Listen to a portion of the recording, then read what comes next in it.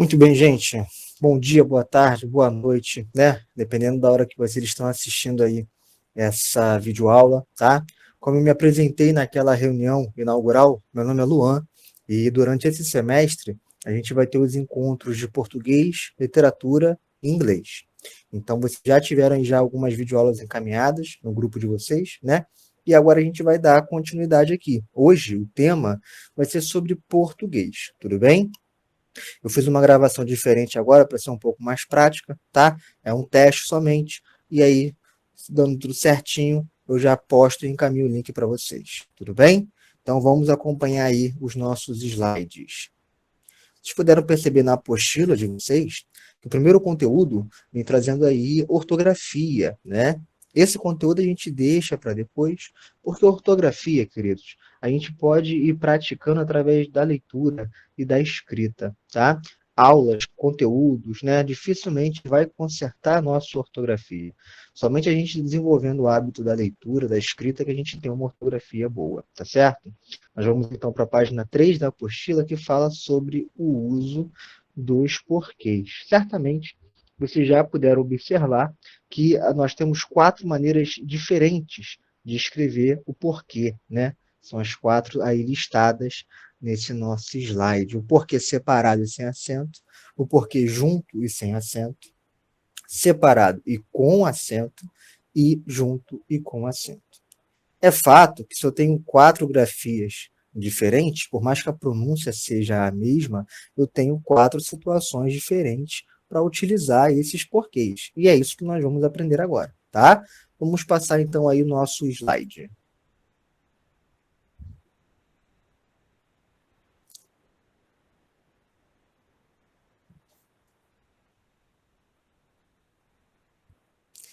Então, o primeiro que nós vamos ver aí é o porquê separado e sem acento, tá? Às vezes, quando a gente pega assim esse conteúdo logo de cara, a gente pensa que os mais difíceis são os porquês que levam acento. A gente se engana, tá?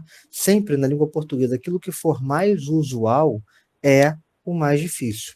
O porquê separado e sem acento e junto e sem acento são os que a gente vê de forma mais recorrente, né? Então, a pluralidade de casos, de situações que a gente vai aplicar esses porquês, tende a gerar um pouquinho mais de dúvidas. Quanto aos outros, que levam a acentuação gráfica, são casos específicos de muito fácil identificação e a gente vai verificar, tudo bem?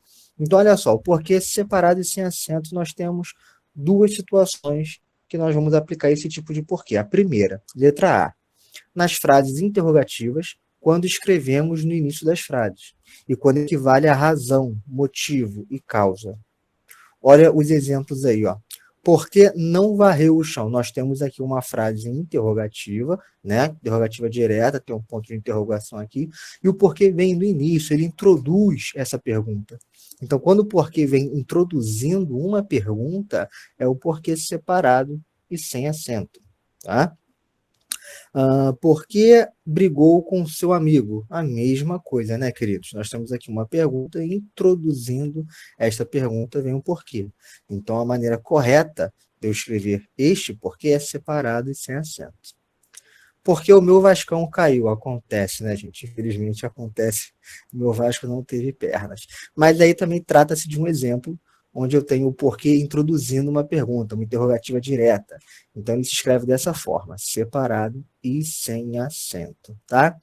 Poxa, Luan, eu identifiquei nesses 3 exemplos que o porquê é a primeira palavra da frase, né? Então ele só vem no início? Não. Nós vamos ver agora aí, ó, letra B. Quando pudermos substituí-lo por pelo qual e suas variáveis. Quais são as variáveis de pelo qual? Pela qual, pelos quais, pelas quais, tá certo? E aí, nesse caso, o porquê separado e sem acento, ele virá no meio da frase. Olha aí os exemplos aí, ó. Os caminhos por que percorri foram muitos. Substituindo pelaquela expressão ali, ó, pelo qual, os caminhos pelos quais percorri foram muitos. Então, esse é o segundo caso que eu utilizo o porquê separado e sem acento. Outro exemplo, as atrocidades por que foi submetido tornaram-no mal.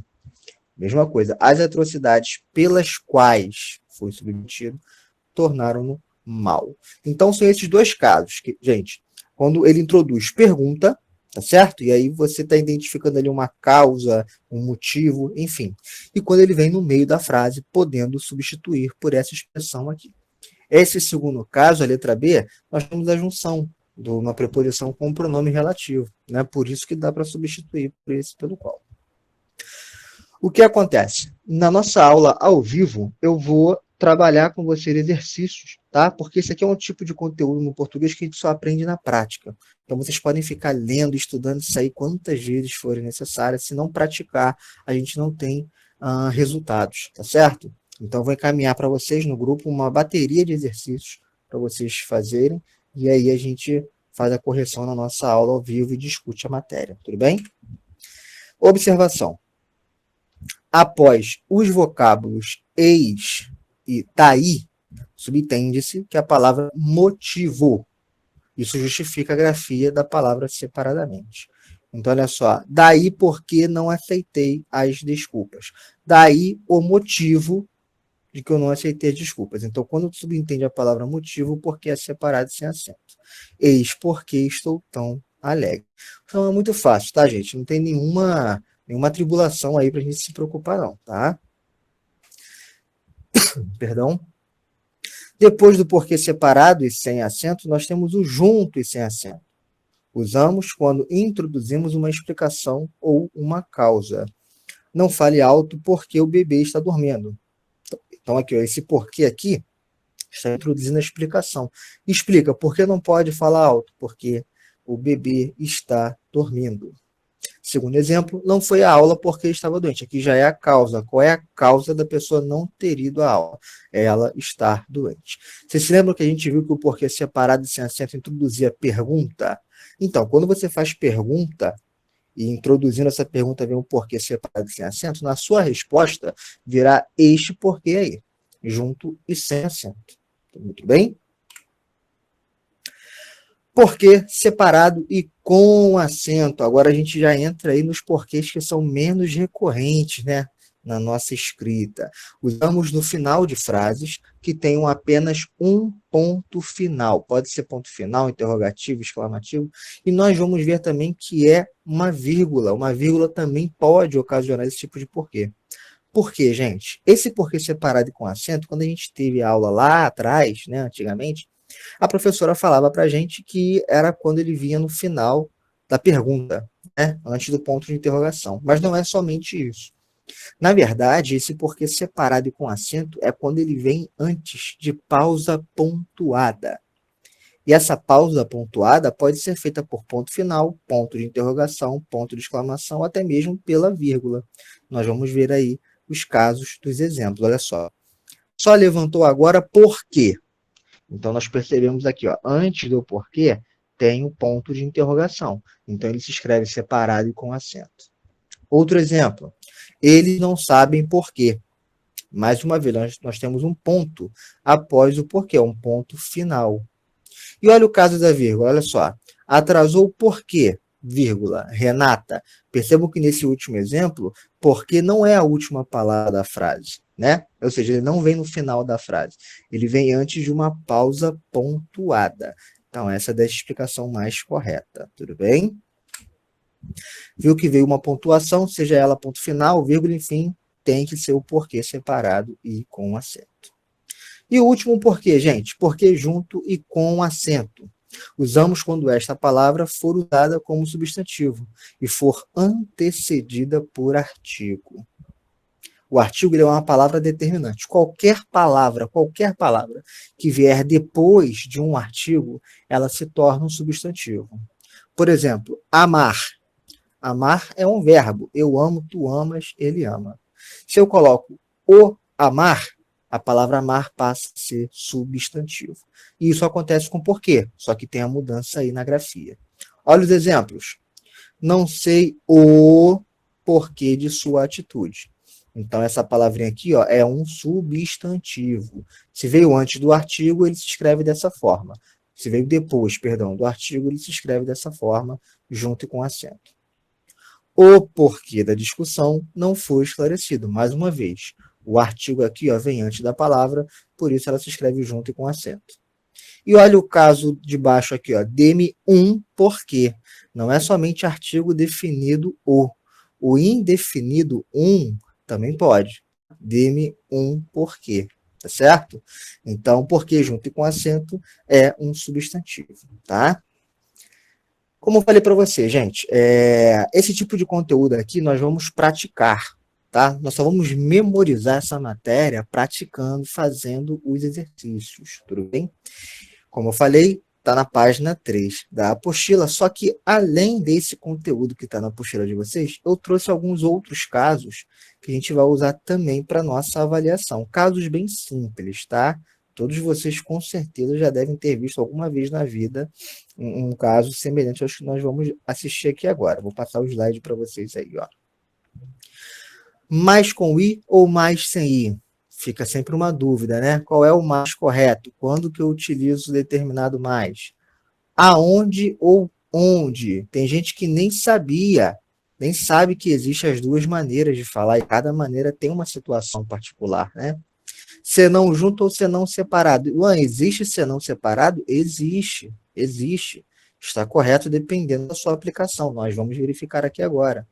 E mal com L ou mal com U é um dos mais fáceis. Por isso eu deixei ele para o final. Vamos ver aqui então. Ó. Primeiro é o mais com I e o mais sem I. Quando eu uso mais com I, pode atuar como pronome ou advérbio de intensidade. Pode definir quantidade também. Olha o exemplo. Ela fez mais salgadinhos que minha avó. Então, nós percebemos aí que esse mais está denotando uma ideia de quantidade, né? Eu dormi mais que minha esposa. Aí já define ideia de intensidade, mais com I também, tá bom? Esta cadeira é mais velha que a mesa. A mesma coisa, nós temos aí um advérbio de intensidade, tá? É mais com I. Quando eu uso mais sem I? Quando se trata de uma conjunção adversativa, ou seja, tem duas ideias diferentes aí, adversas, né? Equivale, porém, entretanto, todavia e outras conjunções adversativas que existem. Exemplo, queria estar com ela, mas era impossível. Então, esse mais aí, como substitui porém, entretanto, todavia, é o mais sem I. Vamos tentar ver aqui, ó. Queria estar com ela, entretanto, era impossível. A conjunção adversativa sempre vai introduzir uma oração contrária à que a gente diz anteriormente, tá? E outra coisa, gente, na escola a gente aprendia assim, ó, a diferença entre mais e mais. Não existe esse negócio de mais, não.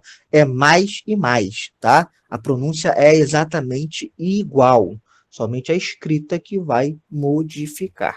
Tudo bem? Aonde ou onde? Isso aqui a maioria não sabe e é muito fácil. Olha só. Aonde indica movimento, aproximação, equivale à expressão a que lugar.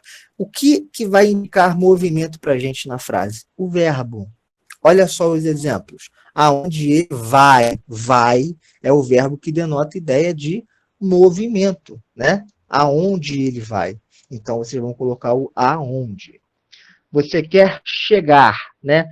Luan, quer e chegar não mostra movimento. Até que ponto? A que ponto você quer chegar? Então, sim, transmite essa ideia de deslocamento. Então, utilizo o aonde também, né? A que ponto você quer chegar? Aonde devo ir? Olha o verbo aí, ó, ir. É verbo que também indica ideia de movimentação, deslocamento. Então, o correto é aonde. Tudo bem?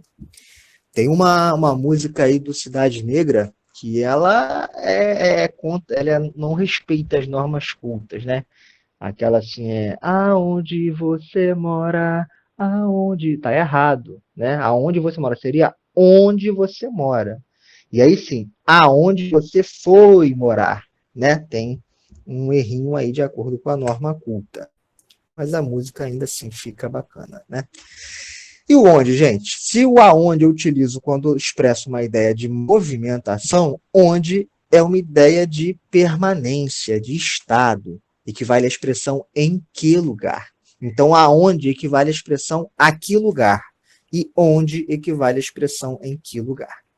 Exemplos, Onde está seu filho? O verbo estar é um verbo que representa estado, correto? Então, ele não indica movimentação, não indica deslocamento.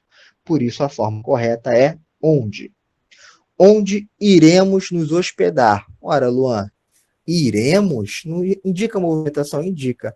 Só que a hospedar, o verbo que vem seguinte, é permanência. Então, a forma que vai concordar com essa forma verbal aí é onde, tá certo? Muito fácil também. Tudo isso aqui nós vamos revisar na nossa aula ao vivo e fazer exercícios, tá? Senão junto ou senão separado. Utilizamos o senão junto em frases que indicam do contrário ou de outro modo. Por exemplo, fala, senão ficarás de castigo. Ou seja, fala do contrário, de outro modo, vai ficar de castigo. Tudo bem? Outro caso que nós utilizamos o senão junto, mas sim. Não era loira e nem morena, era ruiva. Senão ruiva, faltou o senão aí, né? Ou seja, não era loura e nem morena, senão era ruiva. Tá? Então, nesse caso, mais sim também utiliza o senão junto. Exceto, salvo, a não ser, todos, senão Joana, foram aprovados. Ou seja, todo mundo da sala foi aprovado, menos a Joaninha. Tá? O senão junto, o senão junto também utilizamos quando a gente quer indicar erro. Tá? Por exemplo, fiz a revisão e não encontrei um senão no seu trabalho. Pode utilizar essa forma também e ele vai ser junto. Tudo bem? Então, nós vimos aqui três, mas o que eu falei, quatro casos do senão junto. E o senão separado é somente um caso. Na verdade, dois, né? Usamos senão separado em frases que indicam condição, alternativa, incerteza, dúvida. E aí tem aí dois exemplos. Ó. Se não for a festa, avise com antecedência. Aqui é uma condição, né? Caso você não vá à festa, avise com antecedência. Então, aqui tem expressa uma ideia de condição. Embaixo já é uma dúvida.